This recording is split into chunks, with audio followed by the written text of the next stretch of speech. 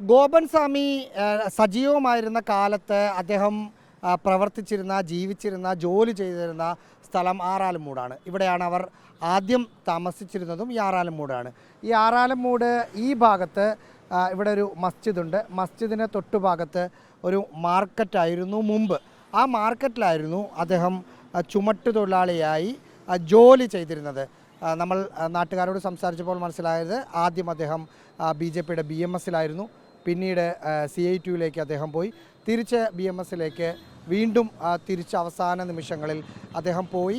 ആളുകൾക്ക് നല്ല അഭിപ്രായമുള്ള ഒരാളാണിത്. ഈ ചേട്ടാ, ഗോപൻ സ്വാമി ഇവിടെയായിരുന്നു ജോലി ചെയ്തിരുന്നെന്ന് തോന്നുന്നു അല്ലേ? അറിയുമായിരുന്നോ? ഇല്ല, എനിക്ക് അറിഞ്ഞില്ല. അല്ല, ആളെ കണ്ടിട്ടില്ലേ? ഇല്ല, കണ്ടിട്ടേ ഇല്ല. കുറച്ച് മുമ്പ് പറഞ്ഞ അറിയാവുന്നല്ലോ. നിങ്ങൾ അവിടെ അപ്പോഴും പറഞ്ഞല്ല കണ്ടിട്ടുണ്ട് എന്ന് പറഞ്ഞിട്ട് കാര്യമുണ്ടോ? ഇല്ല, എനിക്ക് വേറെ മറ്റു വിവരം അറിഞ്ഞൂടാ. പേടി ആണെന്ന് തോന്നുന്നു. ഗോപൻ സ്വാമി അറിയോ? അറിയാം, എനിക്കറിയാം. എനിക്ക് ഇവിടെ മുമ്പ് കൊറോണയ്ക്ക് മുമ്പ് സ്ഥാപനം ഉണ്ടായിരുന്നു. ഇവിടെ വരും. ഇതിൻ്റെ കുറച്ചപ്പുറത്തായിരുന്നു താമസിച്ചിരുന്നത്. പിന്നെ ഇവിടെ നിന്ന് അങ്ങോട്ട് മാറിപ്പോയിട്ടുണ്ട്. അദ്ദേഹം സ്വാമിയാണോ മറ്റു കാര്യങ്ങളൊന്നും അറിയില്ല. അന്ന് സ്വാമിയൊന്നുമല്ല. അല്ല, സ്വാമി വേഷം ഈ താടിയുള്ള. ഇവിടെ വേറെ ഒരു ഡ്രൈവർ സ്വാമിയുണ്ട്, അല്ലാതെ വേറെ ഒരു ചുമട്ടുകാരൻ സ്വാമി, മറ്റേ സൈക്കിളിലൂടെ അടിക്കുന്ന സ്വാമിമാരുണ്ട്. കുറേ സ്വാമിമാരുണ്ട്.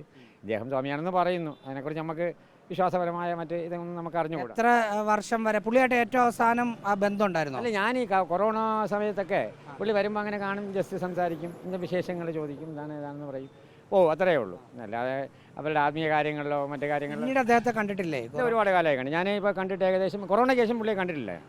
റോഡിലേക്കൊന്നും ഇറക്കില്ലായിരുന്നോ? ഈ ഭാഗത്തല്ല, പിന്നെ പുള്ളി ഇവിടെ നിന്ന് താമസം അപ്പുറത്ത് പോയപ്പോൾ ആ ഭാഗത്ത് എവിടെയാണ് ബന്ധമാണ്. എൻ്റെ വീട് ബാലരാമപുരത്താണ്. ഇവിടെ കടയുള്ളതിൻ്റെ പേരിൽ എനിക്ക് ഇവിടെ എല്ലാവരുമായിട്ടും പരിചയമുണ്ട്. വന്ന് വർത്താനൊക്കെ പറഞ്ഞ് സംസാരിച്ചിരിക്കും. ഒരുമാതിരി എല്ലാവരും വെറുതെ ഇരിക്കും. കടയല്ലയോ. പുള്ളി നേരത്തെ നെയ്ത്ത് തൊഴിലാളിയായിരുന്നു. ഈ ഗോവൻ എന്ന് പറഞ്ഞ ആൾ നേരത്തെ നെയ്ത്ത് തൊഴിലാളിയായിരുന്നു. അതൊക്കെ പറഞ്ഞ അറിവാണ്. ഞാൻ കാണുമ്പോൾ ഇവിടെ CITU ഈ ചുമട്ടുതൊഴിലാളിയാണ്, BMSൻ്റെ ആണെന്ന് പറയുന്നു. അതിനെക്കുറിച്ച് അവിടെ അദ്ദേഹത്തിൻ്റെ അടുത്ത് വർക്ക് ചെയ്ത ഒരുപാട് ആൾക്കാർ ഇവിടെ ഉണ്ട്. പിന്നെ പലരും അദ്ദേഹത്തിനെ കുറിച്ച് കഴിഞ്ഞാൽ വേറെ എന്തെങ്കിലും ഇഷ്യൂസ് വരുമോ മറ്റോ ഒക്കെയാണ്. അദ്ദേഹത്തിനെ കുറിച്ച് വേറെ നമുക്കേ ഒന്നും പറയാൻ, നമുക്ക് വേറെ അറിഞ്ഞുകൂടാ പറയാൻ.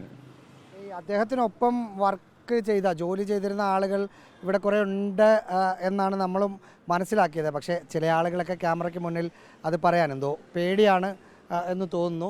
മറ്റ് ഒരു പ്രശ്നം എന്ന് പറഞ്ഞാൽ ഇവിടെ ഇപ്പം ഈ ചന്ത ഇപ്പോൾ വർക്കിംഗ് അല്ല. കോവിഡിന് ശേഷം ആ ചന്തയുടെ പ്രവർത്തനം ഏതാണ്ട് നിലച്ച മട്ടാണ്. അതുകൊണ്ട് അന്ന് അദ്ദേഹത്തിനൊപ്പം ജോലി ചെയ്തിരുന്ന ചുമട്ടുതൊഴിലാളികളും മറ്റും ഈ ഭാഗത്ത് ഇല്ലതാനും. വീഡിയോ ജേർണലിസ്റ്റ് റീജുവിനൊപ്പം റഹീസ് റഷീദ്, ഇൻ റിപ്പോർട്ടർ, തിരുവനന്തപുരം.